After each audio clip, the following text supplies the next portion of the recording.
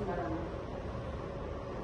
Hari ini saya akan memberi seminar orientasi pengenalan nilai etika instansi pemerintah bagi terkait penjaga pada Dinas Sekretariat Mendagri Kota Semarang. Ini sudah berkata isinya, latar belakang, maksud dan tujuan, visi dan visi pemerintah Kota Semarang, nilai dan budaya kerja, manajemen kepegawaian dan kinerja kegiatan, rencana SADRIS-Lensa OPD, SO3 OPD, tupoksi OPD, tugas pokok dan fungsi tupoksi, kegiatan di OPD, rencana hasil kerja, simpulan dan manfaat. Berikutnya untuk latar belakang. Kegiatan organisasi bagi kegiatan penting dilakukan karena mayoritas berasal dari non-ASN dan perlu memahami nilai serta fungsi ASN.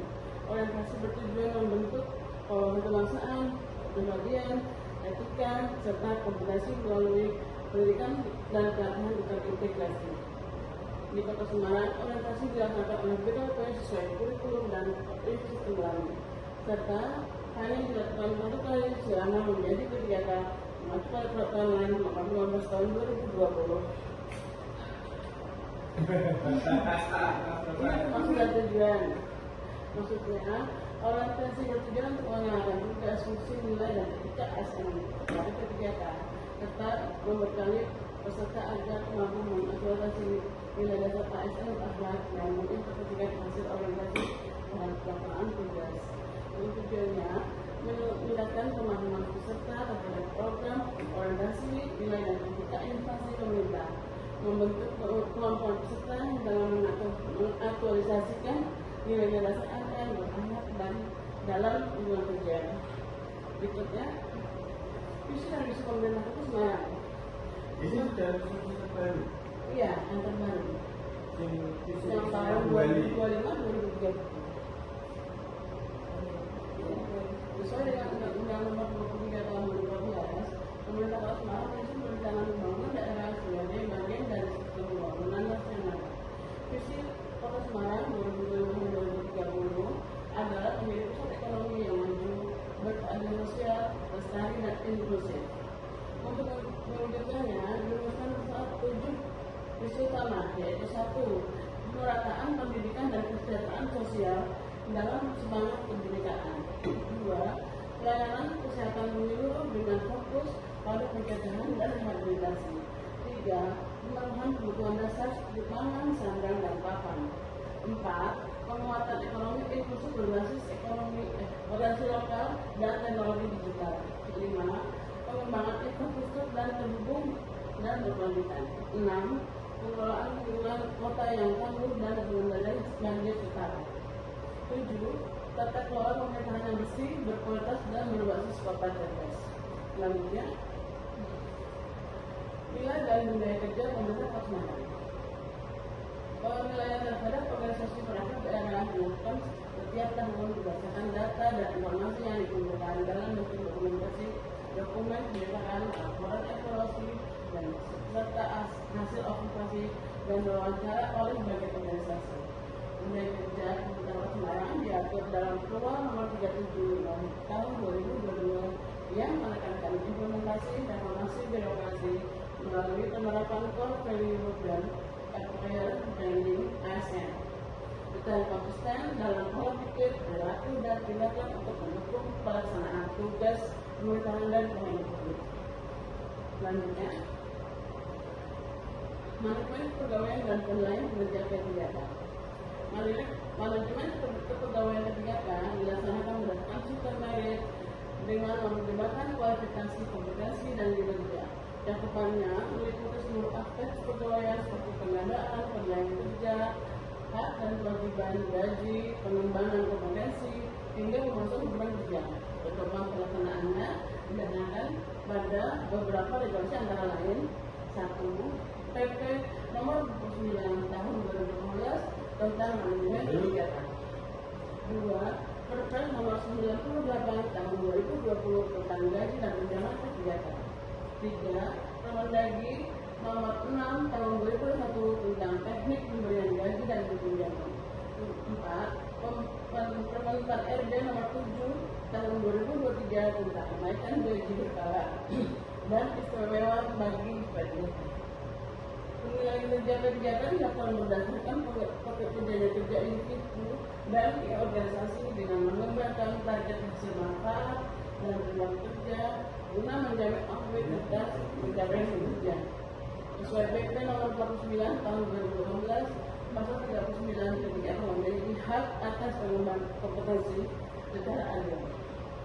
Pelaksanaannya sesuai dengan rencana instansi dan harus diberikan berdasarkan hasil penilaian kerja.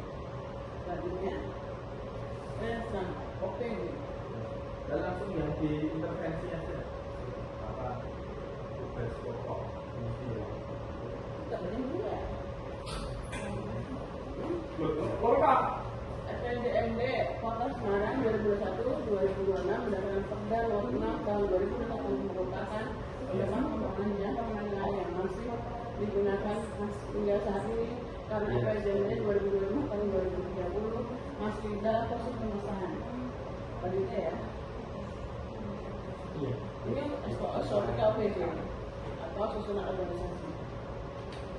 Selanjutnya, SOPD sebagaimana diatur dalam pasal 36 bagian ke-8 Peraturan Wali Kota Semarang Nomor 418 Tahun 2021 tentang kependudukan, susunan organisasi, tentang khusus serta sistem kerja bidang sekretariat pada PKWT Kota Semarang mempunyai tugas administrasi surat, kearifan, data kepegawaian, daftar kelembagaan, dan pengelola pelayanan publik.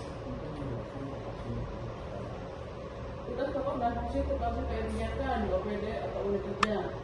Tugas pokok dan fungsi P3K diatur dalam Undang-Undang Nomor 5 Tahun 2014 tentang ASN. Dalam undang-undang tersebut disebut bahwa ASN terdiri dari P3, PNS dan P3K. P3K memiliki tugas melaksanakan kebijakan publik yang diatur oleh Dinas Kepegawaian sesuai dengan ketentuan peraturan perundang-undangan. Ini untuk hasil kerja hasil 1 bulannya, bukan tadi ada tidak terpilih dan ada agenda, mengucapkan keuangan untuk apa dan tamu, pendataan pendampingan tamu, mengetahui prosedur yang dibuat keluar, melakukan verifikasi kesuratan melalui surat KPR atau non KPR.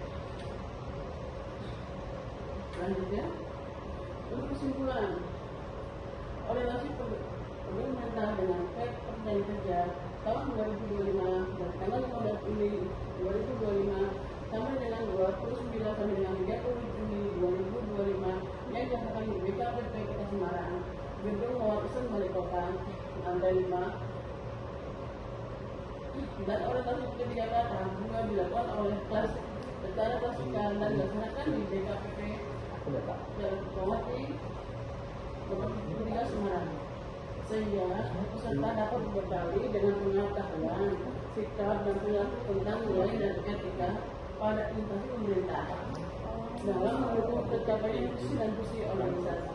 Dengan adanya orientasi P3K ini diharapkan pegawai pemerintah dengan perjanjian kerja atau P3K dapat menjadikan peserta sebagai ASN yang berakhlak, berorganisasi, akuntabel, kompeten, harmonis, loyal, adaptif, dan toleran.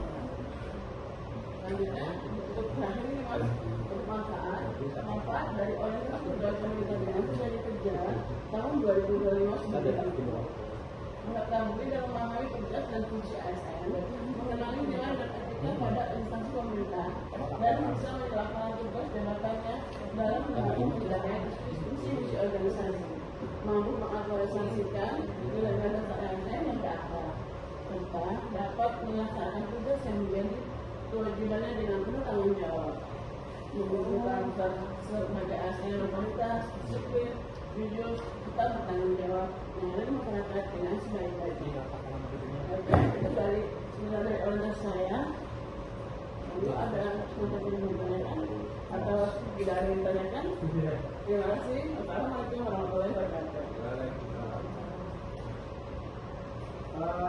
Untuk laporan ini dia nggak mengintervensi pekerjaan atau pekerjaan apa gitu, apa Ini kesimpulan. Ini memang keseluruhan. Coba yang anu mbak.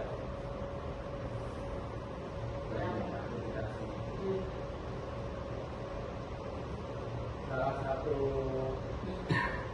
fungsi mentor kan memberikan semangat juga meningkatkan disiplin dari teman-teman JPJK.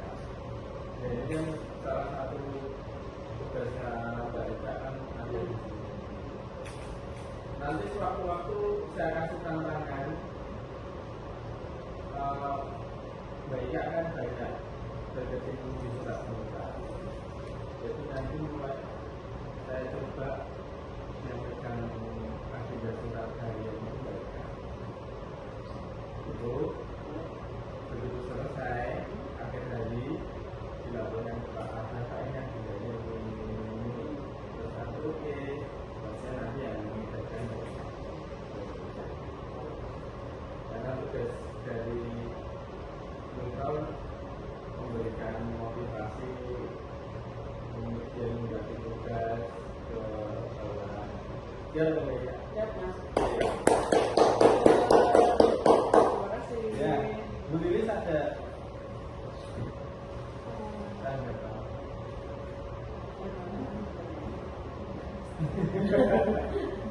Gitu ya Mbak Eka, besok surat menyurat kalau sudah selesai apa kadang sampai jam 8 jam 9 itu masih ada tambahan surat. Jadi nanti Mbak Eka laporan ke Bapak terus selesai. Jadi aktualisasi dari apa yang sudah ditawarkan ini langsung berdampak ke DKP. Surat-surat agenda harian yang saya kirim ke DKP semacam itu.